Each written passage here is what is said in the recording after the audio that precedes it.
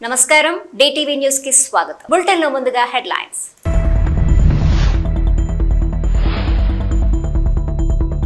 వినాయక చవితి మంటపాలకు విగ్రహాల ఎత్తును బట్టి చలాన్లు విధించేలా ఆంధ్రప్రదేశ్ కూటమి ప్రభుత్వం చలాన్ల వ్యవహారంలో మొదటి నుండి వ్యతిరేకించిన తెలంగాణ బీజేపీ మహిళ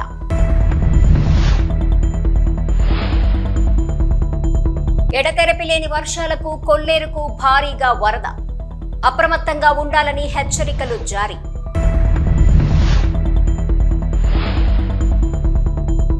తెలంగాణకు మరోసారి రెయిన్ అలర్ట్ పలు జిల్లాల్లో భారీ వర్షాలు హెచ్చరికలు జారీ చేసిన అధికారులు వినాయక చవితి మంటపాలకు విగ్రహాల ఎత్తును బట్టి చలాన్లు విధించేలా ఆంధ్రప్రదేశ్ కూటమి ప్రభుత్వం తీసుకున్న నిర్ణయానికి సర్వత్రా వ్యతిరేకత రావడంతో ఆ నిర్ణయాన్ని కూటమి వెనక్కి తీసుకున్న విషయం తెలిసిందే.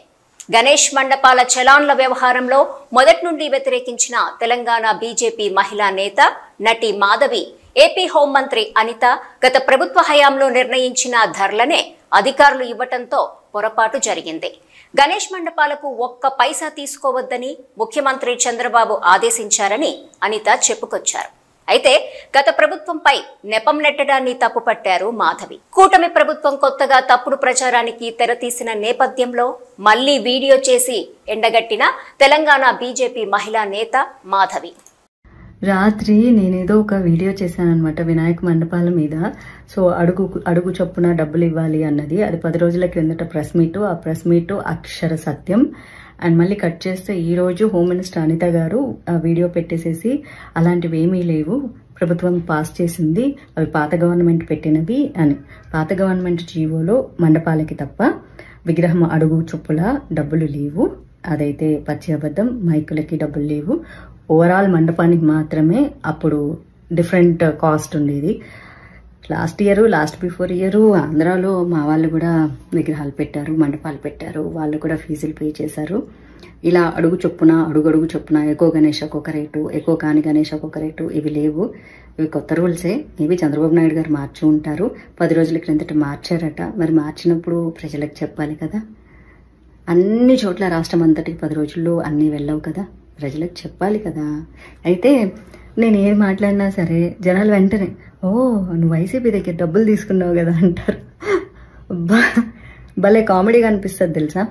సరే వైసీపీ వాళ్ళు నాకు డబ్బులు ఇచ్చారే అనుకుందాం, యా నుంచి తీసుకొస్తారు? మా టీటీడీ హుండీలోంచే కదా తీసుకొచ్చేస్తారు. టీటీడీ సొమ్ము తింటే సంకనాకి సర్వనాశనం అయిపోతారు. నేను పోవడానికి రెడీ లేను, పోయేటోళ్ళు తీసుకుంటారు. నాకు భలే కామెడీగా అనిపించేది ఏంటంటే వైసీపీ దగ్గర డబ్బులు తీసుకున్నావు, కాంగ్రెస్ దగ్గర డబ్బులు తీసుకున్నావు. ఆరెంజ్ కండువాలు మోసేటోళ్ళం అప్ప మేము. మీ రకరకాల కండువాలు మాకు పడవు. Very unfortunate. Better luck next time. Try new comment. ఎడతెరిపి లేని వర్షాలకు కొల్లేరుకు భారీగా వరద నీరు వచ్చి చేరింది. ఏలూరు కైకలూరు మధ్య రాకపోకలకు అంతరాయం ఏర్పడింది. దీంతో పెద్ద ఎడ్లగాడి వద్ద వాహనాలు నిలిపివేసిన పోలీసులు కొల్లేరు ముంపు గ్రామాల ప్రజలు అప్రమత్తంగా ఉండాలని హెచ్చరికలు జారీ అయ్యాయి.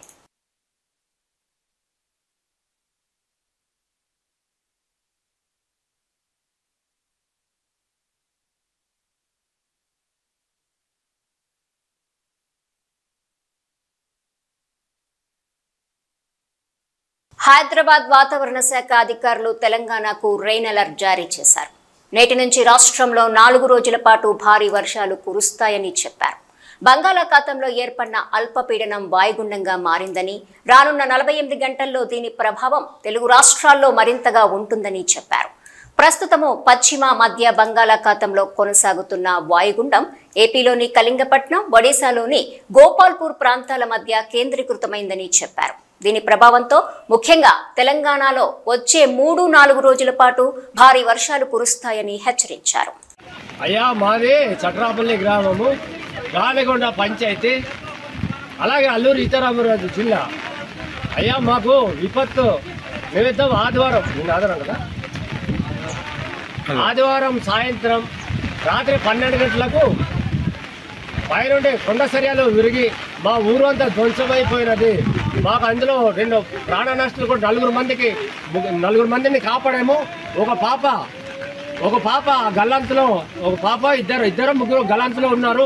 దయచేసి ప్రభుత్వం తక్షణమే మా వద్దకు రావాలని కోరుకుంటున్నాము. మాకు ఎటువంటి సిగ్నల్ లేదు, జియో సిగ్నల్ లేదు, బిఎస్ఎన్ఎల్ సిగ్నల్ లేదు. కాబట్టి కలెక్టర్ గారు దయచేసి ఎక్కడున్నా మీరు దయచేసి మాకు తొందరగా వచ్చి మాకు న్యాయం చేకూరుస్తారని. మాకు తినడానికి తిండి లేదు, కట్టడానికి బట్టలు లేవు. కట్టు బట్టలతోటి ఆ గురుమూర్తి ఆయన అది శివారులో ఉండడం వల్ల గురుమూర్తి ఇల్లుకి ఈ కుటుంబాలన్నీ కూడా వెళ్ళి అక్కడ తలదాల్చుకోవడం జరిగినది. కాబట్టి తక్షణమే మాకు 24 గంటల లోపల మాకు వచ్చి మా గ్రామాన్ని సందర్శించాలనేసి మేము కోరుకుంటున్నాం సార్. దయచేసి అలాగే రాజకీయ నాయకులు కావచ్చు, అలాగే మిగతా రెవెన్యూ సిబ్బంది కావచ్చు, మా గ్రామంలో ఇమీడియట్లీగా సందర్శించాల్సిందిగా కోరుతున్నాను. నమస్కారం సార్. నమస్తే. ఉంటాం సార్. దయచేసి మీరు తొందరగా మా కష్టాన్ని మా గ్రామాన్ని ఆదుకుంటారని మేము కోరుకుంటాము సార్. కేవీబీపురం మండలము పెరిందేశము రాగిగుంట గ్రామాల మధ్య వినాయక చవితి సందర్భంగా ఘర్షణలు జరిగాయి. విషయం తెలుసుకున్న ఏఎస్పీ రవి మనోహర ఆచారి, పుత్తూరు డీఎస్పీ రవికుమార్ ఘటనా స్థలానికి చేరుకుని ఆందోళనకారులతో చర్చలు జరిపి పరిస్థితిని అదుపులోకి తీసుకొచ్చారు. ఈ ఘటనపై కేసు నమోదు చేసి దర్యాప్తు చేస్తున్నామని వారు తెలిపారు. ఎలాంటి అవాంఛనీయ ఘటనలు జరగకుండా 2 గ్రామాల్లో పోలీస్ పికెట్ ఏర్పాటు చేశారు. రాగిగుంట గ్రామంలో జరిగినటువంటి సంఘటన మీద దాని తర్వాత 1 by 1 సిరీస్ ఆఫ్ ఇన్సిడెంట్ జరిగాయి. ఇద్దరు పిల్లలతో మొదలైనటువంటి ఈ సంఘటన 2 గ్రామాల మధ్య ఉద్రిక్తతకు దారితీయడం జరిగింది. ఒక పక్క రాగిగుంట గ్రామం, ఒక పక్క పెరిందేశం హరిజనవాడ. ఈ రెండు గ్రామాల మధ్య వైషమ్యాలకు, ఒకరి మీద ఒకరి దాడులకు గురికొల్పడం జరిగింది. దీంట్లో ఎట్టి పరిస్థితుల్లో ఎవరిని కూడా వదిలే ప్రసక్తి లేదు. కానీ ఇది ఏ పొలిటికల్ కానీ గ్రామానికి సంబంధించి కాదు. ఎవరో 2 పిల్లల్ని తిట్టారనో కొట్టారనో దాని మీద ఆ గ్రామస్తులు వచ్చి వీళ్ళని అడగడం, ఈ గ్రామస్తులు వచ్చి వాళ్ళని కొట్టడం, మళ్ళీ ఆ గ్రామస్తులు ఈరోజు ఉదయం మళ్ళీ ఈ గ్రామం మీద దాడి చేయడం, ఇవన్నీ కూడా మంచి పద్ధతి కాదు. దీంట్లో కంప్లైంట్స్ ఇస్తున్నాం, సిరీస్ ఆఫ్ కంప్లైంట్. అదేవిధంగా వీళ్ళు కొంతమంది ఆర్టీసీ బస్సును యొక్క అద్దాలు పగలగొట్టడం, అదేవిధంగా ఆ బందోబస్తులో ఉండేటువంటి మా ఎస్ఐ పిచ్చాటూరు ఎస్ఐకి గాయం కలగజేయడం, ఇవన్నీ ఎట్టి పరిస్థితుల్లో స్పేర్ చేసే క్వశ్చనే లేదు. దీనిలో ఖచ్చితంగా అందరినీ అరెస్ట్ చేస్తాం. సిరీస్ ఆఫ్ ఇన్సిడెంట్స్ అందరి దగ్గర నుంచి కంప్లైంట్స్ తీసుకుని ఎఫ్ఐఆర్స్ చేస్తున్నాం. సో దీంట్లో ఎట్టి పరిస్థితుల్లో ఎవరిని వదిలే ప్రసక్తి లేదు. ఖచ్చితంగా అరెస్ట్ చేస్తాం. అదేవిధంగా అవసరమైతే రౌడీ షీట్స్ ఓపెన్ చేస్తాం. ఎందుకంటే గతంలో వీళ్ళ మీద ఏమన్నా నేరాలు ఉంటే మాత్రం ఖచ్చితంగా అందరి మీద రౌడీ షీట్స్ ఓపెన్ చేస్తాం. దాంట్లో ఏం అనుమానం లేదు. కాబట్టి ఇది 2 వ్యక్తుల ఇద్దరు అబ్బాయిల నుంచి గ్రామం వరకు వెళ్ళిపోయింది. పైగా ఒకసారి కేసుల్లో ఇరుక్కుంటే ఎవరు కూడా కాపాడలేరు, ఉద్యోగాలు రావు. మరి దాని మీద ఇవన్నీ కూడా వెరిఫికేషన్స్ ఇవన్నీ పోతారు. కాబట్టి అందరూ సంయమనం వహించండి. ఊర్లో కూడా పికెట్స్ వేస్తున్నాం.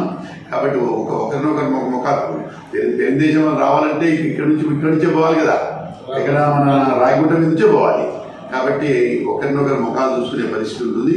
ఎట్టి పరిస్థితుల్లో వదిలే పరిస్థితుల్లో అందరినీ అరెస్ట్ చేసి రిమాండ్ చేస్తాం. అందరి మీద వీలైతే ఎక్సెంట్రిక్ ఫెలోస్ ఎవరైతే ఉంటే వాళ్ళందరి మీద రౌడీ షీట్స్ ఓపెన్ చేస్తాం. మళ్ళీ అప్పుడు తెలుసు కోర్టుకు తిరగడం, రిమాండ్ పోవడం, జైలు అప్పుడు తెలుసు చట్ట పరిధిలో ఏమేమి చేయగలమో అన్నీ చేస్తాం. ప్రజలు కూడా సంయమనం వహించాలా, అక్కడ ఉండే గ్రామస్తులు కూడా సంయమనం వహించాలా, ప్రజాశాంతికి కోఆపరేట్ చేయాలా, ఎవరు కూడా దుందుడు చర్యలకు పాల్పడవద్దని హెచ్చరిస్తుంది. సార్, ఏఎస్ఐ గారి మీద డౌన్ అని చెప్పి నినాదాలు ఉంది, దానికి కారణం సార్ పోలీసులు వైఫల్యం అని దాని మీద విచారిస్తున్నాం. మేము కూడా విచారణ జరుపుతున్నాం. పోలీస్ వైఫల్యం ఉందా లేదా అనేటువంటి నిన్న ఈవినింగ్ ఈ టైం తర్వాత జరిగింది. ఉంటుంది. విలేజర్స్ ఇచ్చే స్టేట్మెంట్ మీద విచారణ జరిపి దాని మీద నిజంగానే మా ఏఎస్ఐ మీద కానీ మళ్ళీ మా పోలీసు వైఫల్యం మీద చర్యలు తీసుకుంటాం. ఎస్పీ గారికి అడ్రస్ చేస్తాం, తప్పకుండా చర్యలు తీసుకుంటాం. Thank you.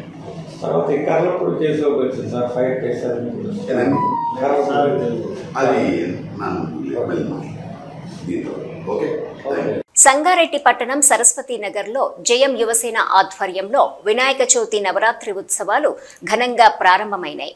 ఇట్టి కార్యక్రమంలో కాలనీ పెద్దలు కొడిదె లింగమ్మ, యాదగిరి వినాయకునికి పూజలు చేయగా అర్చకులు మీనానాథ్ శర్మ వినాయక చవితి పూజా కార్యక్రమాన్ని వేదమంత్రాలతో చేసి తీర్థ ప్రసాదాలు భక్తులకు వితరణ చేశారు. అనంతరం మహిళలు, యువత కోలాటమాడి సాంస్కృతిక వైభవం చాటారు. ఇట్టి కార్యక్రమంలో వినాయక ఉత్సవ కమిటీ వ్యవస్థాపక సభ్యులు శ్రీధర్ మహేంద్ర, బాబన్న, తాండ్ర రాజు, కోట సత్యనారాయణ, జయం యువసేన సభ్యులు ప్రమోద్ కుమార్, సుభాష్, సుమన్, సాయి కుమార్, చావన్ పవన్, కిట్టు, కసిని పవన్, సాయి కృష్ణ, సాయి కిరణ్, మనీల్, హనుమంత్, శ్రీకాంత్, రాములు, మహేష్, కార్తీక్ తదితరులు పాల్గొన్నారు. అయం మూర్త సమూర్తోస్తు కళ్ళ నీళ్ళు పెట్టుకోండి. ఆ సమయ ఇబ్రహీంపట్నం వరద బాధితులపై అధికారుల అత్యుత్సాహం. ఇబ్రహీంపట్నం గ్రామీణ ప్రాంతాల్లో గరీబోళ్ల ఆకలి కేకలు, ఇంకా గరీబోళ్లకి అందని సర్కారు సాయం. ఇబ్రహీంపట్నం కొండపల్లిలో నిత్యావసర సరుకులు పంపిణీ చేస్తుండగా ఇబ్రహీంపట్నం పోలీసులు అత్యుత్సాహంగా వ్యవహరించారని వరద బాధితులు వాపోతున్నారు. వరద బాధితులకు నిత్యావసర సరుకులు అందకపోవడంతో పోలీసులను ప్రశ్నించగా చెయ్యి విరిగిన యువకుడిపై దురుసుగా ప్రవర్తించారని ఆవేదన వ్యక్తం చేస్తున్నారు. విజయవాడ నగరాన్ని బుడమేరు వరద ముంచెత్తి వారం రోజులైంది. ఇప్పుడిప్పుడే వరద ముంపు కాస్త తగ్గుతున్నా ఇంకా లక్షలాది ప్రజలు వరదల్లోనే చిక్కుకుపోయారు. వరద ముంపుకు గురైనటువంటి డివిజన్ మండలాలకు ప్రత్యేకంగా ఓ ఐఏఎస్ అధికారిని నియమించి సహాయ చర్యల్ని పర్యవేక్షిస్తున్నారు. వరద సహాయక చర్యలు కొన్ని ప్రాంతాలకు మాత్రమే పరిమితమయ్యాయి. ఇబ్రహీంపట్నం, కొండపల్లి ప్రాంతాల ప్రజలకు సర్కార్ నిత్యావసర సరుకులు అందకపోవడంతో సంబంధిత అధికారులపై ప్రజలు ఆగ్రహం వ్యక్తం చేస్తున్నారు.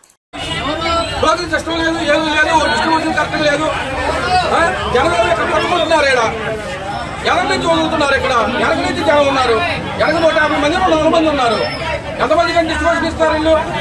పోలీసులు కూడా కంట్రోల్ చేయలేని పరిస్థితి వస్తుంది. డిస్ట్రిబ్యూషన్ సరిగ్గా ఉంటే పోలీసులు వారు కూడా ఏదైనా హెల్ప్ చేయగలరు, కానీ డిస్ట్రిబ్యూషన్ కరెక్ట్ గా లేదు. జనాలను ఇబ్బంది పెడుతుంది తప్పితే ఇంకోటి లేదు. ఇక్కడ జనాలని పిచ్చోళం చేసి ఇబ్బంది పెడతారు అంతే. ఎంతమంది తమ సిస్టమ్ పెట్టారు, తమ సిస్టమ్ ఎంతమంది జనాలకి ఎప్పట్లో అయింది? గంటకు 5 మంది 10 మంది వస్తున్నారు ఇక్కడ. వరద బాధితులకు అన్ని విధాల కూటమి ప్రభుత్వం అండగా నిలుస్తుంది. ముంపుకు గురైన ప్రజలకు నిత్యావసరాలు అందించడంతో పాటు పశువుల కోసం 200 టన్నుల పశుగ్రాసం కూడా పంపిణీకి సిద్ధం చేస్తున్నాం. పార్టీలు వివక్ష చూపకుండా వరద సహాయక చర్యలు అందించి అసలైన ప్రజాప్రభుత్వానికి నిర్వచనం అంటే ఏంటో ఆచరణలో చూపిస్తున్నాం. దెందలూరు ఎమ్మెల్యే చింతమనేని ప్రభాకర్ తెలిపారు. వరద ముంపుకు గురైనటువంటి ప్రజలకు కూటమి ప్రభుత్వం తరపున అన్ని విధాల అండగా నిలుస్తున్నామని, నష్టపోయిన వాళ్లు వైసీపీ పార్టీకి చెందిన వారైనా సరే వారికి కూడా ఎలాంటి వివక్ష చూపకుండా అన్ని రకాల సహాయక చర్యలు అందించి కూటమి ప్రభుత్వం అంటే అసలైన ప్రజాప్రభుత్వం అని నిరూపిస్తున్నామని దెందలూరు ఎమ్మెల్యే చింతమనేని ప్రభాకర్ తెలిపారు. ఏలూరు రూరల్, పెదపాడు మండలాల్లో ముంపుకు గురైన గ్రామస్తులకు తక్షణ వరద సహాయం కింద 25 కేజీల బియ్యము, కేజీ వంట నూనె, కేజీ పంచదార, కేజీ కందిపప్పు, 2 కేజీల ఉల్లిపాయలు, 2 కేజీల బంగాళాదుంపలతో పాటు లీటర్ పాల చొప్పున కూడా అందిస్తున్నామని తెలిపారు. అదేవిధంగా పశువులకు మేత లేకుండా ఇబ్బంది పడుతున్న నేపథ్యంలో దాదాపు 200 టన్నుల పశుగ్రాసాన్ని తెప్పించి పాడి రైతులకు అందించేలా జిల్లా కలెక్టర్ ఆధ్వర్యంలో చర్యలు చేపట్టడం జరిగిందని తెలిపారు. వరద సహాయక చర్యల్లో ఎలాంటి పార్టీల భేదం చూపకుండా సహాయక చర్యలు అందించి గత వైసీపీ నాయకులు సైతం ప్రజాప్రభుత్వానికి నిర్వచనం తెలుసుకునేలా సహాయక చర్యలు అమలు చేస్తున్నట్లు తెలిపారు. వరద ముంపు తీవ్రత మరింత పెరిగితే గ్రామస్తులను తరలించడానికి పునరావాస శిబిరాలను కూడా సిద్ధం చేశామని దెందలూరు ఎమ్మెల్యే చింతమనేని ప్రభాకర్ తెలిపారు. ఈ కార్యక్రమంలో పెదపాడు మండల పార్టీ అధ్యక్షులు లావేటి శ్రీనివాస్, క్లస్టర్ ఇన్ఛార్జ్ గుత్తా అనిల్, మాజీ ఎంపీపీ మోరు శ్రావణి సహా పలువురు కూటమి నాయకులు, అధికారులు, సిబ్బంది పాల్గొన్నారు.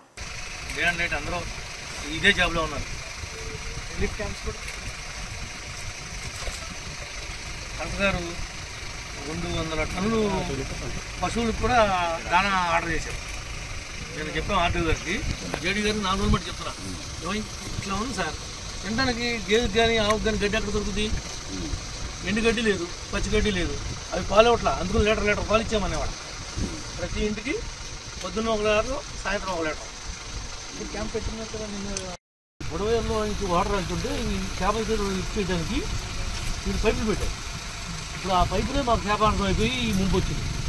వాటిలో నుంచి వాటర్ వచ్చేస్తుంది, మనం ఆపలేకపోతాం. ఇప్పుడు పెట్టిద్దాం, ఇప్పుడు తీసేయడం బెటర్.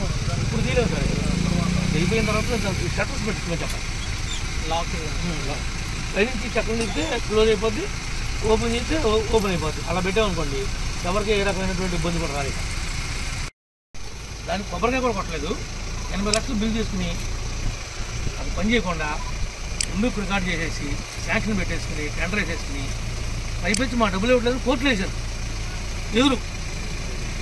ఎంత దారుణం అంటే సార్ మీరు కొద్దిగా దృష్టి పెట్టి ఇది విజిలెన్స్ మీరు రాసి మేలు కలెక్టర్ గారితో పంపించి ఎంక్వైరీ చేయించి అసలు ఎంబుక్ రికార్డ్ చేయడం ఏంటి, టెండర్ పెట్టడం ఏంటి, పని ఒక్క బకెట్ అని తీసాడా 80 లక్షలు సార్. మరి ఎదురు కోర్టుకు వెళ్ళడం, న్యాయస్థానం కూడా మోసం చేయడం, ఇంత దుర్మార్గమైనటువంటి పాలన ఎప్పుడు కూడా ఉన్నాయి.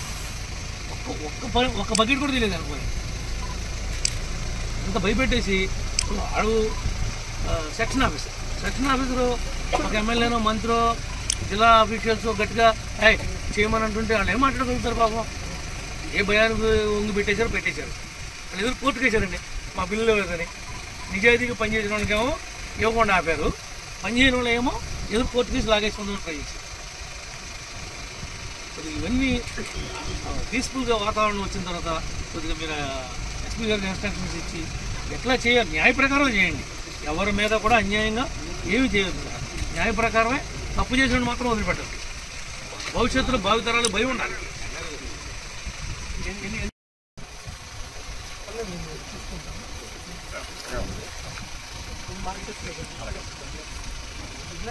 ఇవి ఈ బులెటిన్ విశేషాలు. నమస్కారం.